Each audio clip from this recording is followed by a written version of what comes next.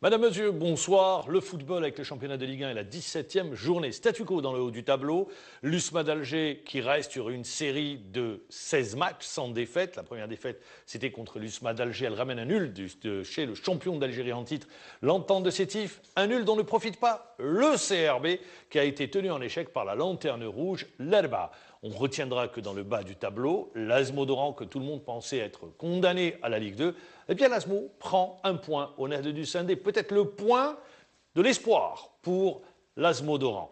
Dans le même temps, on retiendra que Relizane a été battu par le Mouloudia d'Alger. Ça, c'est sur la grande partie de l'émission. On parlera également handball avec la qualification de l'Algérie pour le deuxième tour ou pour les quarts de finale de la Coupe d'Afrique des Nations, et elle prend la deuxième place du groupe après sa victoire contre le Maroc, 27-25, et aujourd'hui, ça sera une journée de repos.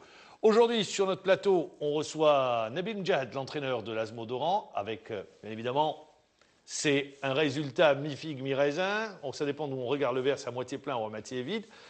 Le point, tout de même, de l'espoir. Merci, et une nouvelle fois d'avoir été avec nous, sans oublier avec nous Tarek Loumassine, journaliste à la radio algérienne. Bonsoir Tarek. Oui, bonsoir Maman. Nabil Mjahid, un but partout hier face au Nef du Sindé au stade du 20 août. Vous inscrivez un but à la 83e minute de jeu par Djamaouni et vous encaissez un but dans le temps additionnel. C'était dur à supporter? Oui, comme je l'ai dit à mes joueurs à la fin du match, il ne faut pas oublier qu'on était venu en aide pour ne pas perdre. Il faut aussi rappeler le précédent quand on a joué contre Blida où on a fait un excellent match aussi et malheureusement on a perdu 1-0. Là, les joueurs on s'est remis en question, on a travaillé 2 fois plus, on a mis les bouchées doubles à l'entraînement et on est venu en aide pour assurer un résultat positif, chose qui a été faite. Et après, c'est vrai qu'on a des regrets, parce que Bodjar Mouni marque un super but sur un contre rapidement mené. Les joueurs, quand ils sont rentrés au vestiaire, c'est le premier point que vous prenez à l'extérieur depuis l'entame de la saison. Quand ils sont rentrés au vestiaire, les joueurs, ils étaient dans quel état? C'est la déception qui primait, ou bien, disons, ce point de l'espoir?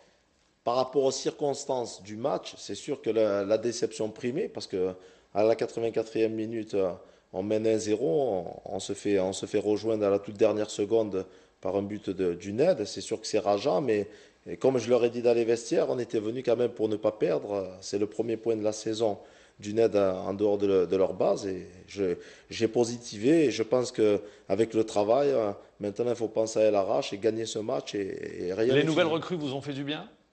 Ils ont été alignés toutes les trois et bien sûr, ils ont apporté un plus. La preuve, c'est qu'on a réussi à arracher le nul devant une très bonne équipe du NED. Alors justement, une situation qui est quand même difficile pour le club. Vous êtes avant-dernier au classement, à 2 points de Relizane, à 3 points du premier non relégable, le CS Constantine. Tous les matchs qui se présentent maintenant sont désormais très importants pour votre club. Chaque point va compter. Bien sûr. Après, il ne faut pas oublier c'était notre 3e déplacement consécutif suite au match de Saoura et Ablida. Donc, on a bien répondu sur ce match. On est en train de poser nos marques. On est en train d'avoir une assise défensive parce qu'on prenait trop de buts à la phase aller. Il y avait énormément de buts encaissés. Et aujourd'hui, on s'est attelé à travailler avec ce bloc défensif. Et hier, ça a été très solide défensivement. L'élimination en coupe, vous a fait mal ou pas? Non, non, pas du tout, parce que la coupe n'était pas une priorité ni un objectif. C'est vrai que c'est rageant de perdre, mais aujourd'hui on a su que psychologiquement cette équipe elle n'est pas finie et mentalement il y a un grand travail qui a été fait et ça se traduit par le résultat honnête. Nabil Mjahid, vous venez dans le rôle du pompier. Alors, les joueurs, ils y croient toujours? Oui, je pense que les joueurs croient en leurs possibilités. À Blida, ça a été un déclic, même si on a perdu. Ça a été un déclic parce qu'on a perdu 1-0 sur penalty, bon, justifié tout à fait. Donc, on a perdu 1-0 et on a produit une excellente production. Et les joueurs ont eu de l'assurance, notamment sur le bloc défensif. Et après, on se déplace au net, donc on fait un résultat positif au net. Donc, ça veut bien dire la force de caractère que cette équipe peut avoir. Le Net que vous avez déjà entraîné hier, 1-0. Est-ce que vous ne pensez pas que le match était plié à 7 minutes de la fin? Peut-être que vos joueurs ont pensé, Et également, il y a eu un problème sur un changement de joueur. Voilà, tout à fait. Là, bon, il y a Oussad qui se plaignait d'une blessure et il y avait mon défenseur central, Naaman, qui était blessé, donc qui était à terre, qui est sorti. J'ai demandé à mon secrétaire de changer le joueur qui était blessé à l'extérieur du terrain. Et bon, il y a eu une confusion et c'est là où l'arbitre a brandi un deuxième carton jaune pour Oussad. Donc, Synonyme d'expulsion. synonyme d'expulsion. Et après, on s'est retrouvé sans un défenseur central et sans un latéral droit. Donc, et après, Alors, on a encaissé ce but. Justement, sur ce match, on va écouter tout d'abord l'entraîneur du Nerf du Sunday, Youssef Bouzidi. جمعية وهران ما دارت والو لعبوا 90 دقيقة في 10 اللور هكذا ولكن مالغري لعبوا في 10 اللور نقول باللي حنا دينا نقطة حنا اللي دينا نقطة ما ضيعناش زوج. Nous, alhamdoulilah, on fait une belle réaction parce qu'on était un peu condamnés.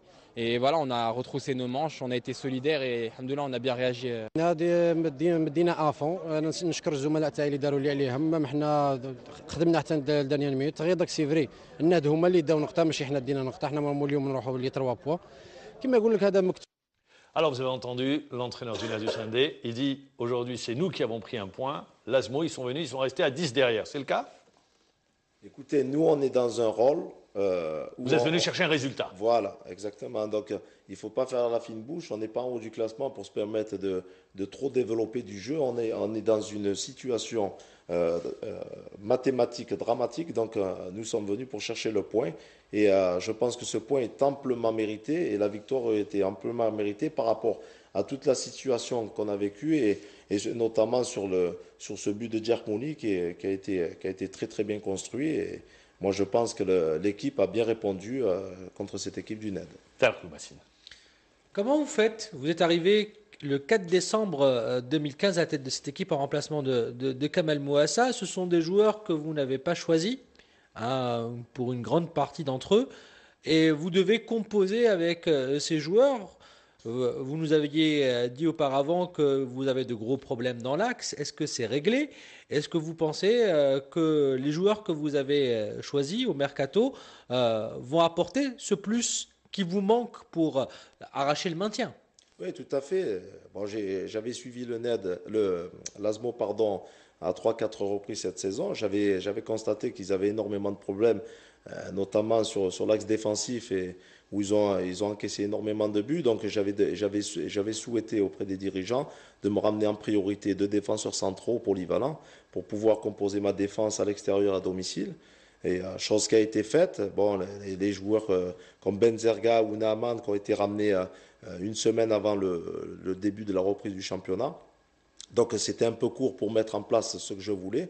Donc, mais malgré tout, on a réussi à composer, notamment avec l'incorporation de Naaman Abida qui a fait énormément de bien avec la défense centrale Sebar. Il y a Kara aussi qui est en train de revenir, qui a fait un excellent match à Blida et qui a confirmé tout le bien que je pensais de lui au net. Donc aujourd'hui, ça va beaucoup mieux défensivement. Maintenant, il faut que s'atteler à travailler sur le mental et faire comprendre aux joueurs qu'on est capable d'aller gagner à l'extérieur, comme ce fut le cas hier où à la 87e, on aurait pu emporter les 3 points. D'aller chercher des points à l'extérieur.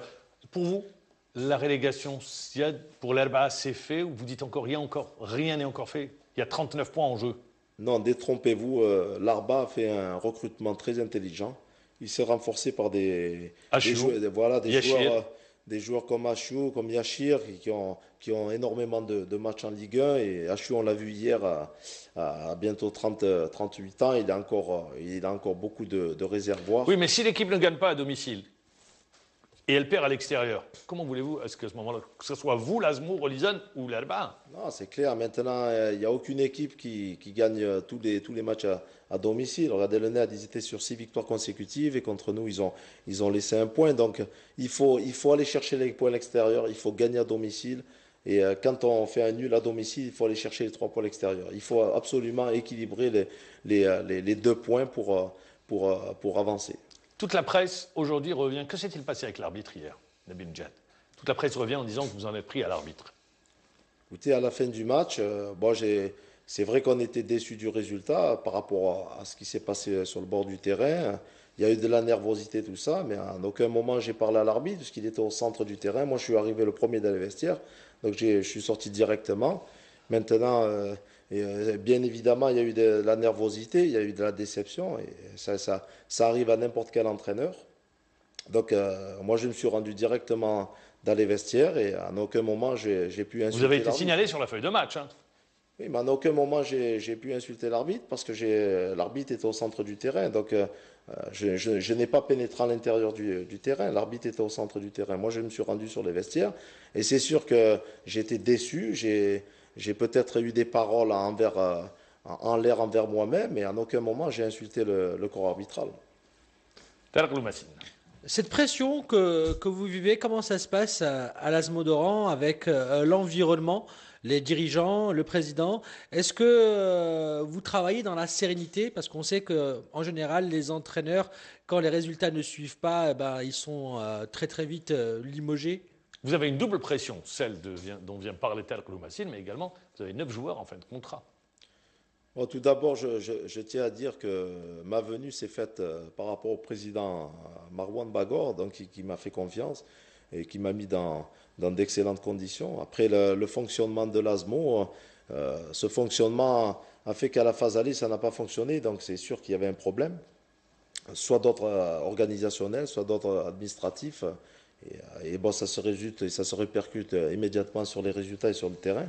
Après ma venue, on a essayé avec le président de mettre en place certaines choses, notamment dans la cellule du recrutement, où on a insisté pour avoir des joueurs de qualité. La preuve, c'est que ça porte ses fruits. Après, dans l'organisation, il y a toujours des choses à faire mieux et on s'attelle à mieux s'organiser pour avancer ensemble. Pour rester sur la pression dont vient de parler Tarek Loumassine, que ce soit dans le bas du tableau ou le haut du tableau, hier, il y avait Mouloudia d'Alger qui jouait face à un adversaire qui est directement concerné par le maintien, relégable aujourd'hui Relizane, donc un adversaire direct à l'ASMO. Ça s'est terminé sur le score d'1-0, mais également pression sur le Mouloudia d'Alger, notamment après cette défaite contre le CRB. Les joueurs, l'accueil des joueurs par les supporters était dans des conditions difficiles. Même Schurman, il y a eu un jet on l'appelle, c'est des trucs pyrotechniques. Fumigène. Les fumigènes, voilà, un fumigène, le nom m'a échappé, un fumigène qui atterrit sur la tribune d'en face et Schurman, l'entraîneur olympique, a dû partir. Donc on voit les conditions restent très difficiles. Ça, on le sait, ça fait plus de 6 ans que je le déclare à travers plusieurs médias et organismes. On le sait, nous techniciens, qu'on vit vraiment dans la pression terrible et ça se résulte sur la qualité de nos matchs. Même les joueurs également. Bien sûr, dans la qualité de nos matchs, on ne travaille pas dans la sérénité. Donc les dirigeants sont sous pression, les entraîneurs, le staff technique, les joueurs.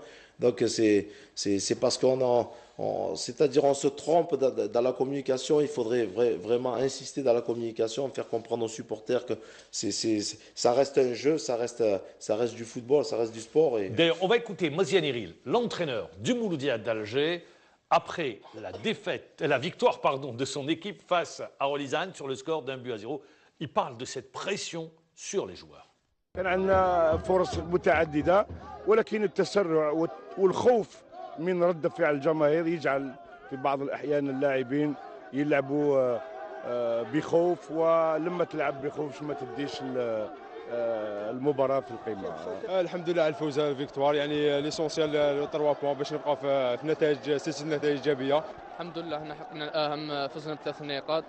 دوكا نطوي في الصفحة تاع غيليزان نخمموا مساء الصور رانا بريباريو مليح إن شاء الله. ما أنا ضد التحجج سواء كان مادي أو فاش كان في الملعب كيدخل صاي ما بقاتش حجة.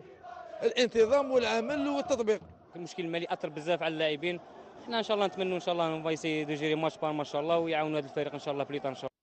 Eh bien voilà, conditions difficiles, vous l'avez entendu, les joueurs ont évolué, la peur au ventre. Le Mouloudia d'Alger qui se retrouve à la 3e place en compagnie d'Al-Harrach, rappelons-le, qui avait battu l'équipe de Blida 2-0, mais également en compagnie du MOB qui a ramené un nul de son déplacement face à Tizi Ouzou. Est-ce que pour vous, le titre est joué aujourd'hui? Alors qu'on est à la 17e journée, l'USMA d'Alger qui ramène un nul de Sétif, le CRB qui n'en profite pas, nul face à l'Alba. Est-ce que pour vous, vous dites l'USMA est intouchable? Écoutez, quand vous avez avec 8 points d'avance. Quand vous avez un leader qui va récupérer de nombreux blessés, parce qu'il n'a qu'un seul objectif, c'est le championnat cette saison, avec autant de points d'avance, qui va chercher, qui ne perd plus depuis fort longtemps, qui va chercher un point chez le champion. Chez le champion en titre. Donc ça espère de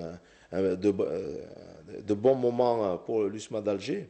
Rappelons que c'est le deuxième match sans victoire pour le leader. Bien sûr. Il y a eu le Nerd et Sétif. Sans victoire, mais bon, ils vont chercher quand même à l'extérieur un point. Donc c'est quand même une équipe solide et ça reste quand même un effectif vraiment très intéressant. Et l'entraîneur, il a vraiment le choix dans sa composition d'équipe. Après, pour revenir sur le Mouloudia d'Alger, moi, je ne vois pas en quoi cette pression elle est faite, parce que le Mouloudia d'Alger, l'objectif, il est là. Ils sont toujours en course. Voilà, ils sont toujours en course. Donc, je ne vois pas pourquoi il y a toute cette pression autour de cette équipe. Je pense que les résultats, ils sont là. Peut-être que les supporters en veulent à cette équipe par rapport au faux pas contre le CRB, mais ça reste jouable. C'est un match dans la saison, hein, c'est pas tous les matchs. Voilà, il faut que cette pression cesse, parce que ça dénigre notre football et ça met en péril le football national. Tarek Loumassine. La pression qui existe au niveau de tous les clubs, avec la pression de la rue, celle des supporters. Aujourd'hui, il reste encore 13 matchs à jouer. Pour l'AS Bodoran, vous n'êtes pas encore sorti d'affaire. Bien sûr, l'objectif, c'est le maintien. Mais est-ce que vous, en tant qu'entraîneur Nabil Medjahad, ça va être juste une vision à court terme? Vous êtes là pour être le pompier de service? Ou est-ce que vous avez discuté avec le président et ça va être un travail plus long, à court et long terme, pour court et moyen terme pour la saison prochaine aussi? Pour le moment, on n'est pas dans ces discussions avec le président. Le président, quand il m'a contacté, il m'a demandé de vraiment... C'est mission maintien. Voilà, c'est mission maintien. Donc la priorité, elle est sur le maintien. On n'a pas parlé d'autre chose. Donc, mais bien évidemment, je suis quelqu'un de connu pour la stabilité. J'ai toujours souhaité travailler à long terme. C'est votre 4e passage à l'ASMO. Voilà, exactement. C'est mon 4e passage à l'ASMO. Et je terminerai juste également pour rester, parce qu'on va passer au handball. Pour le foot, il y a eu 11 buts marqués, 6 matchs nuls, seulement 2 victoires. Comment vous l'expliquez? Ça va être de plus en plus dur? Bien, tout à fait. Toutes les équipes cherchent que le résultat? Bien sûr, tout à fait. Parce que, vous avez vu que jusqu'à Blida, même la Saoura, tout le monde est en danger. Tout le monde est concerné par la relégation. Donc, tout le monde est concerné. Il y a énormément de pression. Donc, il faut assurer un résultat au détriment de jouer. Mais aujourd'hui, la priorité, c'est de se maintenir. Il y a une pression terrible. Donc, la priorité aujourd'hui, c'est de faire des résultats. Direction Le Caire, où on retrouve Jafar Meddour. Jafar Meddour, bonsoir. Bonsoir, Mohamed Djibour. Hier, l'Algérie s'est imposée face au Maroc. L'enjeu de la rencontre, c'était la 2e place du groupe, derrière l'Égypte. Victoire de l'équipe algérienne, 27-25. Aujourd'hui, journée de repos, avec, rappelons-le, la blessure de Ben Menni, le gardien de but. Est-ce que, pour lui, le tournoi est terminé? Malheureusement, oui, le tournoi est terminé pour le gardien du GS Pétrolier suite à ce télescopage avec un attaquant marocain, malheureusement. Alors qu'Abdellah Benmeni commençait à bien rentrer dans la compétition, il avait enchaîné des bonnes parades. Au moment où il le fallait, malheureusement pour lui, cette blessure lui donne donc l'obligation de quitter la compétition et le groupe. Il terminera pas ce tournoi. Ce sera Adel Bousmal, le gardien du CRB Belarfi, qui va le remplacer. Il va donc incorporer la liste des 16. En ce qui concerne ce match, la victoire n'a pas été facile à se décider face à une coriace marocaine. Les Verts ont pourtant eu des passages forts dans le match pour aller mener jusqu'à 8 buts.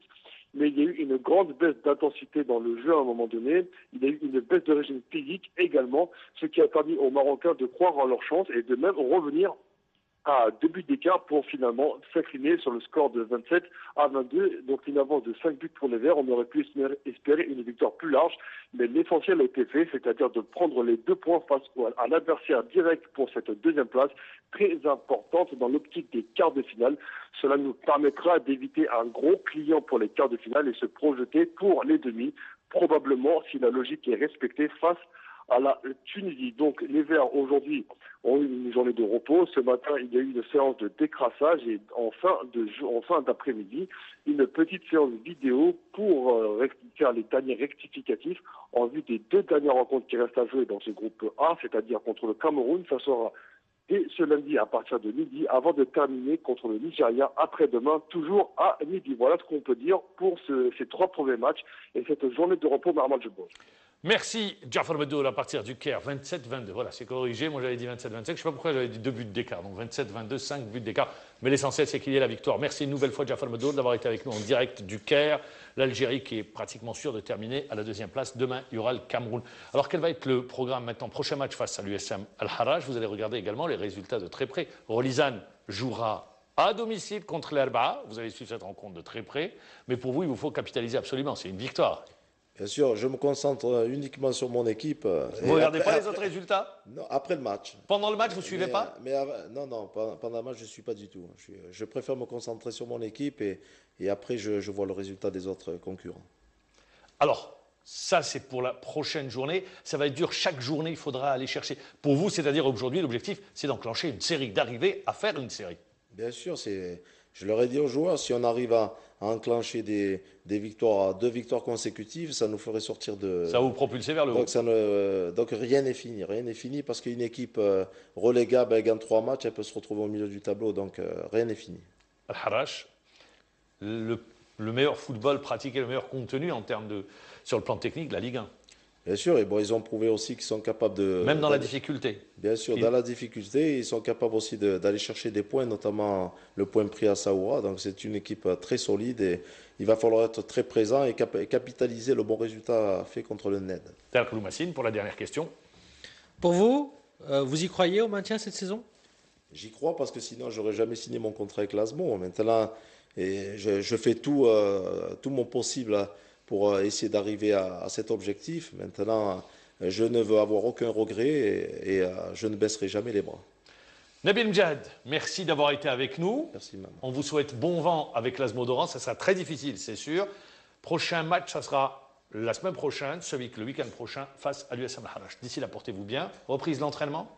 Lundi. Lundi, c'est-à-dire demain, en d'autres termes, reprise de l'entraînement. Il y aura des sourires cette fois-ci à l'entraînement. Il y aura des sourires et un gros travail à faire encore pour affronter cette équipe de Al-Harraj. Je vous pose juste cette dernière question. Quand les joueurs prennent le classement général, ils voient qu'ils sont encore à l'avant-dernière place. C'est dur à vivre? Je pense qu'ils ont toujours vécu cette situation, donc ce n'est pas dur à vivre pour eux. Maintenant, il faut rester dans le positif et le net fait partie du processus du positif. Eh bien, merci encore une fois, Nabil Mjad. Merci, Tarek Loumassine. Je vous dis merci de nous avoir suivis. Je vous donne rendez-vous demain à la